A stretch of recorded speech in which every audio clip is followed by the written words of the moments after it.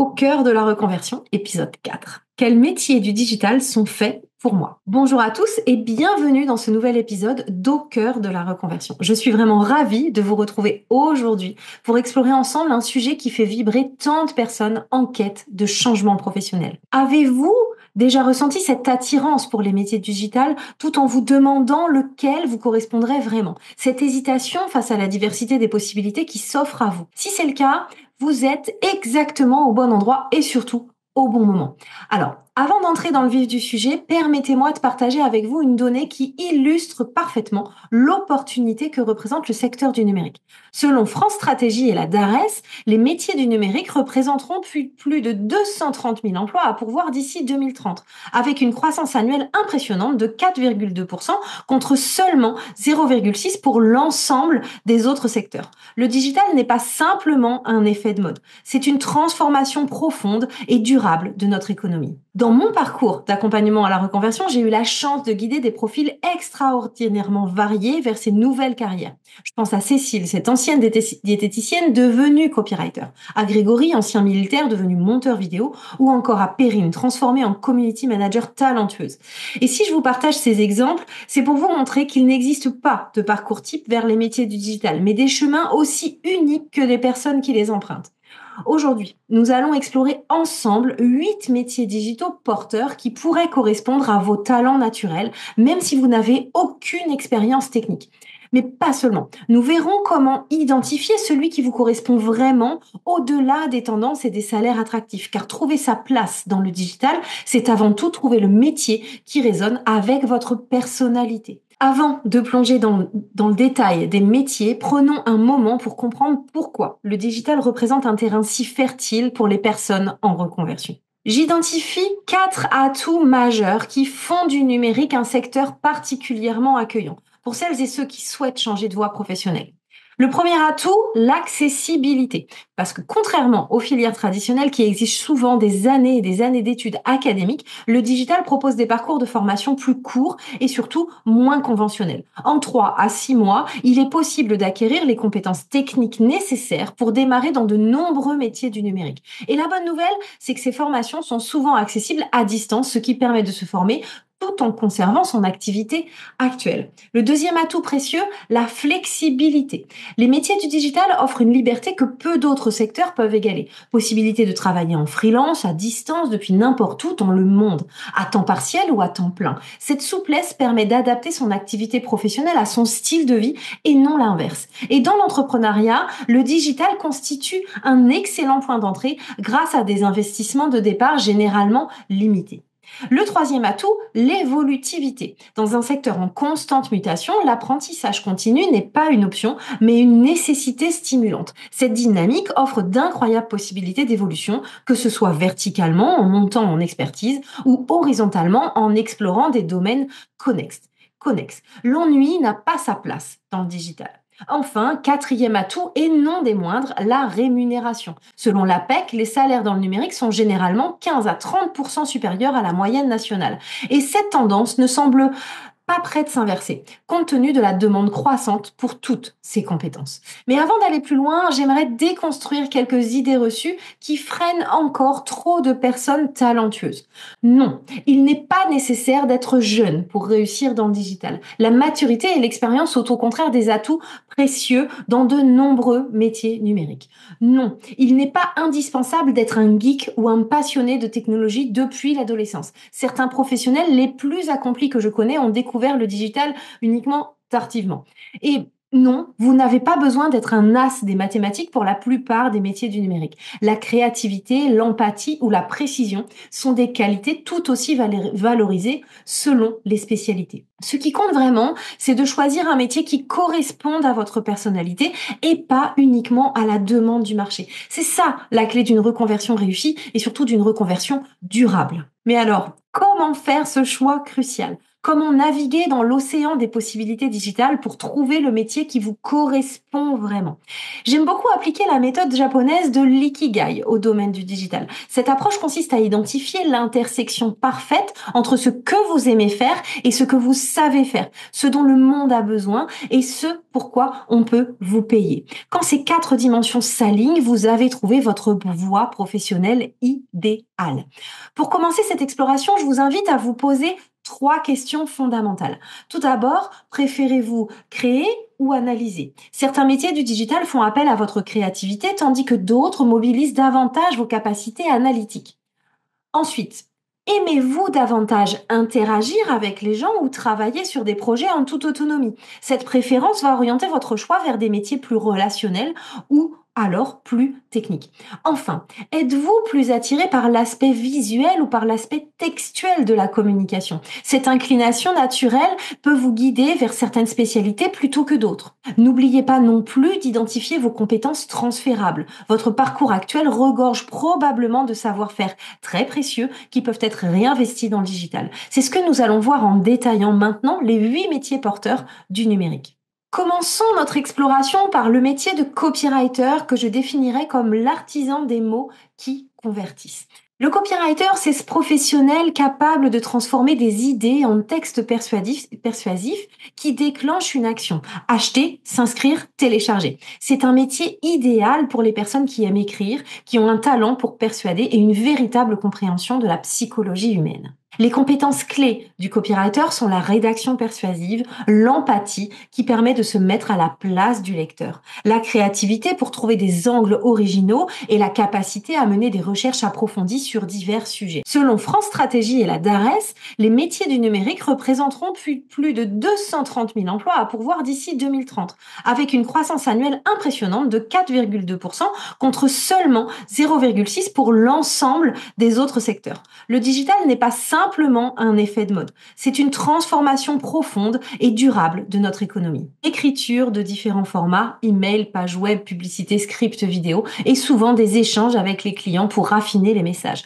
Côté rémunération, un copywriter peut gagner entre 30 et 80 000 euros par an, voire davantage pour les plus expérimentés ou ceux qui se spécialisent dans des niches lucratives comme la finance ou la santé. Passons maintenant aux média buyers, que je qualifierais de stratège de la publicité digitale. Ce professionnel pilote les investissements publicitaires en ligne pour maximiser leur impact. C'est un métier parfait pour les personnes analytiques qui aiment optimiser, tester, jongler avec les chiffres pour obtenir des résultats concrets. Les compétences essentielles du média buyer sont l'analyse de données pour identifier ce qui fonctionne, la pensée stratégique pour planifier les campagnes, la rigueur dans le suivi des budgets et une grande adaptabilité face aux évolutions constantes des plateformes. Ce métier attire très souvent d'anciens comptables qui apprécient désormais de voir l'impact direct de leurs décisions, des commerciaux aussi qui veulent passer du terrain au digital ou encore des chargés de marketing traditionnels en quête de mesurabilité. La journée type d'un média buyer comprend le paramétrage de campagnes sur diverses plateformes comme Google Ads ou Facebook Ads, l'analyse minutieuse des performances et des ajustements budgétaires constants pour optimiser le retour sur investissement. En termes de revenus, un média buyer peut prétendre à une fourchette allant de 35 000 à 90 000 euros par an, avec parfois des bonus liés aux performances, surtout dans les entreprises qui investissent massivement en publicité. Intéressons-nous maintenant au graphiste, qui est l'artiste de l'ère numérique. Ce créatif conçoit l'identité visuelle des marques sur les supports digitaux, sites web, réseaux sociaux, applications. C'est une voie idéale pour les personnes créatives dotées d'un bon sens esthétique et d'une sensibilité visuelle développée.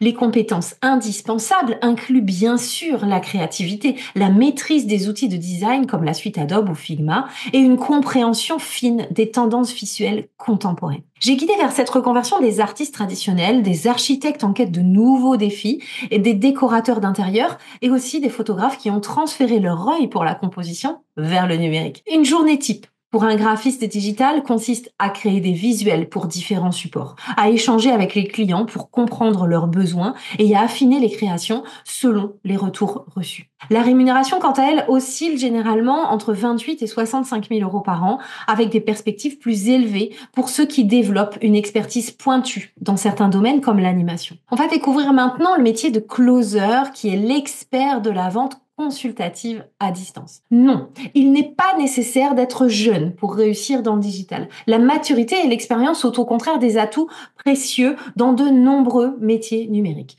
Non, il n'est pas indispensable d'être un geek ou un passionné de technologie depuis l'adolescence. Certains professionnels les plus accomplis que je connais ont découvert le digital uniquement tardivement.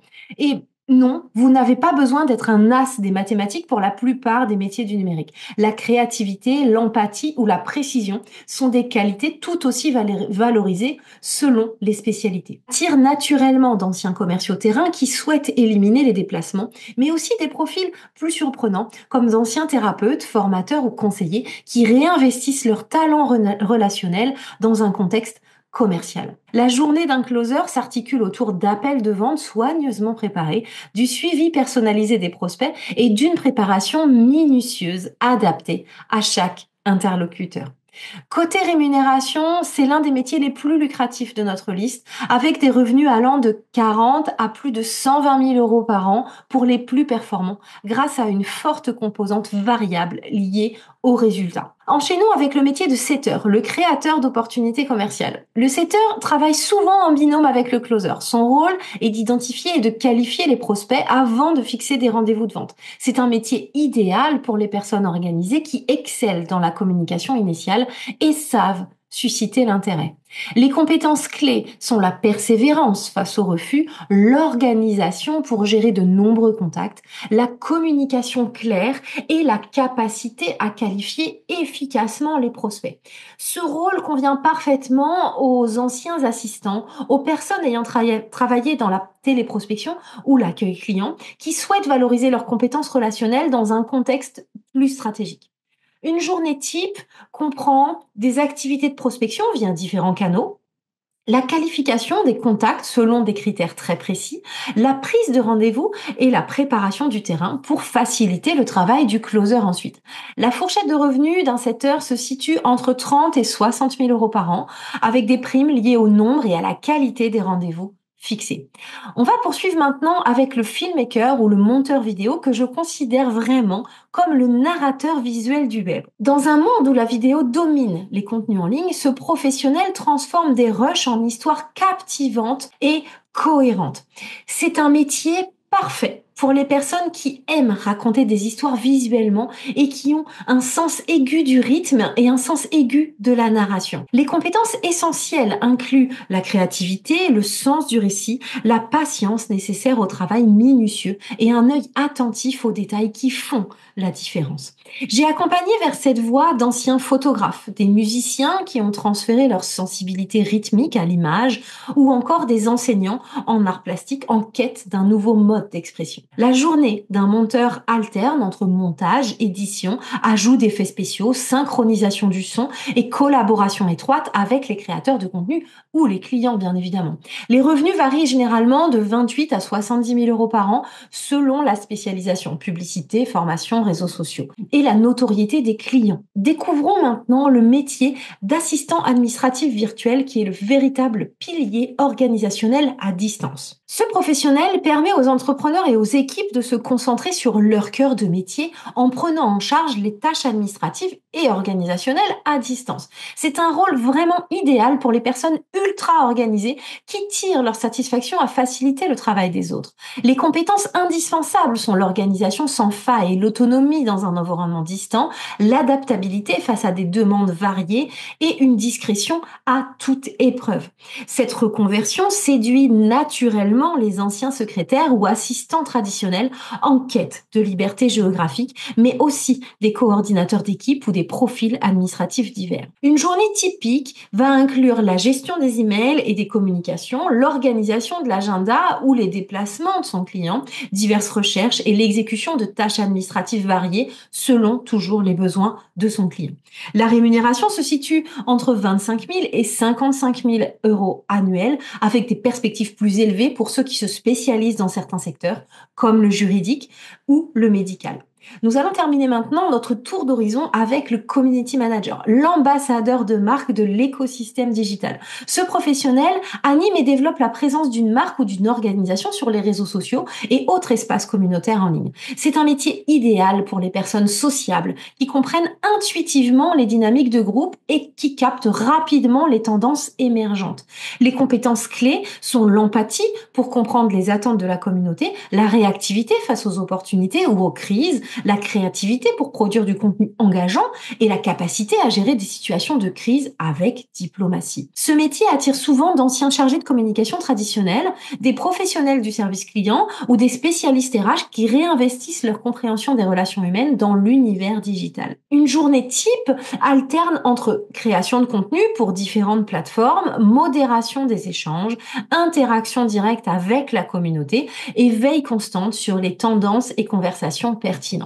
Les revenus oscillent généralement entre 28 et 60 000 euros annuels, avec des variations selon la taille de l'entreprise et son secteur d'activité. Au-delà des compétences spécifiques à chaque métier que nous venons d'explorer, il existe des qualités transversales particulièrement valorisées dans l'ensemble du secteur digital. Ces soft skills peuvent faire toute la différence dans votre reconversion et dans votre évolution future. La première compétence essentielle, l'autonomie et la capacité d'apprentissage continu. Le digital évolue constamment et cette réalité exige une adaptabilité permanente. Les outils que vous maîtrisez aujourd'hui seront peut-être obsolètes dans 2 ans. Cette caractéristique qui pourrait sembler intimidante est en réalité une opportunité formidable pour ceux qui aiment apprendre. Si vous êtes de ceux qui s'ennuient dès que la routine s'installe, le numérique vous offrira cette stimulation intellectuelle constante. La deuxième compétence cruciale, l'adaptabilité face au changement. Qu'il s'agisse d'outils, d'algorithmes ou de tendances, rien n'est figé dans le digital. Les professionnels qui réussissent dans ce secteur sont ceux qui accueillent le changement comme une occasion de progresser plutôt que comme une contrainte. Troisième compétence indispensable, la gestion du temps et l'organisation personnelle, particulièrement en télétravail ou en freelance. La capacité à structurer sa journée, à prioriser ses tâches et à respecter ses délais devient déterminante. L'autonomie offerte par le digital s'accompagne d'une responsabilité accrue dans la gestion de son propre travail. La quatrième compétence incontournable, la communication écrite claire. Dans un environnement où les échanges se font majoritairement par email, par message, par brief ou par documentation, la capacité à s'exprimer avec précision et concision à l'écrit devient un avantage compétitif certain. Et enfin, cinquième compétence majeure, la résolution de problèmes et la pensée critique.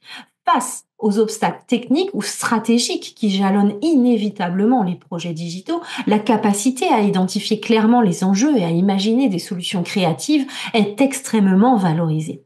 Pour illustrer l'importance de ces compétences transversales, j'aimerais partager avec vous l'histoire de Carole, une ancienne assistante de direction de 47 ans que j'ai accompagnée dans sa reconversion en community manager. Au-delà des compétences techniques qu'elle a acquises en formation, ce sont ses qualités d'organisation, sa rigueur et son sens de la diplomatie, développées pendant ses 20 ans de carrière précédente, qui ont fait toute la différence. En 18 mois seulement, elle a non seulement trouvé sa place dans ce nouvel univers, mais elle a également doublé son revenu en devenant responsable des communautés digitales pour plusieurs marques. Face à ces multiples possibilités, comment identifier le métier qui vous correspond vraiment? Je vous propose quelques clés pour affiner votre choix et éviter les reconversions qui ne durent pas. Nous allons commencer par l'approche des valeurs. Parce qu'au-delà des compétences et des revenus potentiels, interrogez-vous sur l'impact que vous souhaitez avoir dans le monde digital. Préférez-vous contribuer à la visibilité d'une cause qui vous tient à cœur, à aider des entrepreneurs à développer leur activité, à créer des expériences visuelles mémorables, à faciliter l'accès à l'information? Votre métier idéal est celui qui vous permettra d'exprimer vos valeurs profondes au quotidien. J'insiste également sur l'importance de l'expérimentation. Plutôt que de vous engager immédiatement dans une formation longue, je vous encourage à vivre des micro-expériences dans chacun des domaines qui vous attirent. Proposez vos services pour un petit projet, suivez un cours d'initiation, rencontrez des professionnels du secteur. Ces immersions, même brèves, vous donneront des indications précieuses sur votre affinité réelle avec ces métiers. Pour affiner encore votre choix, je vous invite à vous poser 3 questions révélatrices. Tout d'abord, quelle partie de votre travail actuel vous passionne le plus? Est-ce l'aspect relationnel, la résolution de problèmes, la création, l'organisation? Ces moments où vous êtes pleinement engagé contiennent des indices très précieux sur vos talents naturels. Ensuite, quel type de problème aimez-vous résoudre dans votre vie quotidienne? Êtes-vous celui qui trouve toujours les mots justes pour apaiser un conflit? Celle qui organise des événements complexes sans effort apparent? Celle qui repère immédiatement ce qui cloche dans une mise en page? Ces talents spontanés peuvent être valorisés professionnellement. Enfin, quelles activités vous font perdre la notion du temps? Ces moments où vous êtes si absorbé que vous oubliez de manger ou de regarder l'heure sont révélateurs de ce qu'on appelle l'état de flow, cette zone où vos talents rencontrent votre passion. N'hésitez pas non plus à utiliser les tests d'orientation spécialisés dans les métiers digitaux, sans leur accorder une confiance aveugle. Ils peuvent néanmoins vous offrir des pistes de réflexion très intéressantes, notamment si certains métiers auxquels vous n'aviez pas pensé ressortent régulièrement dans vos résultats. Alors, avant de conclure, j'aimerais partager avec vous quelques aspects concrets du quotidien dans les métiers digitaux, des avantages souvent méconnus qui pourraient influencer votre décision. Le premier avantage souvent négligé, la possibilité de démarrer petit, en parallèle de votre activité actuelle. Contrairement à de nombreuses reconversions qui exigent un saut dans l'inconnu, le digital permet souvent une transition progressive. Vous pouvez commencer par quelques missions freelance le soir ou le week-end, tester votre marché et vos compétences avant de franchir le pas définitivement.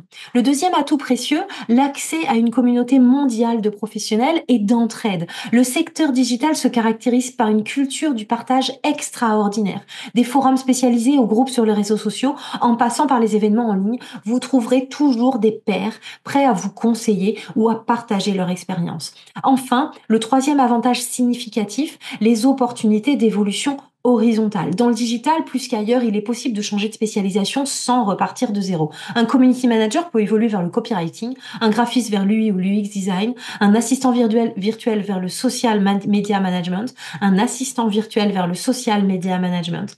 Cette fluidité offre une sécurité précieuse dans un monde professionnel en constante évolution.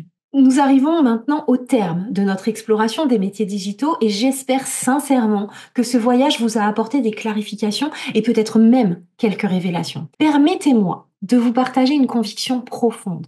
Le métier digital idéal pour vous n'est pas celui qui est le plus tendance ou le mieux rémunéré sur le moment, mais celui qui résonne avec qui vous êtes profondément. C'est cette adéquation entre votre personnalité et votre activité professionnelle qui vous permettra de vous épanouir durablement et de développer une expertise reconnue. Je vous invite maintenant à prendre le temps d'explorer ces 8 métiers, de vous documenter plus en détail sur ceux qui ont retenu votre attention, bien évidemment, et surtout d'écouter votre intuition face à chacun d'eux. Cette petite voix intérieure qui s'anime quand quelque chose vous correspond vraiment est souvent le meilleur des conseillers. J'aimerais également vous encourager à interagir avec notre communauté. Partagez en commentaire le métier qui vous attire le plus et expliquez-nous pourquoi. Ces échanges sont précieux non seulement pour nous, mais aussi pour tous ceux qui, comme vous, sont en réflexion sur leur avenir professionnel. Et si vous vous sentez prêt à franchir une étape concrète, n'oubliez pas que nos conseillers sont disponibles pour un diagnostic gratuit et sans engagement qui vous aidera à clarifier votre chemin vers le métier digital qui vous correspond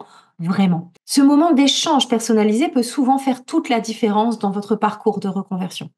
Avant de nous quitter, je vous donne rendez-vous pour notre prochain épisode où nous explorerons un sujet passionnant et ô combien indispensable quand on pense à la reconversion.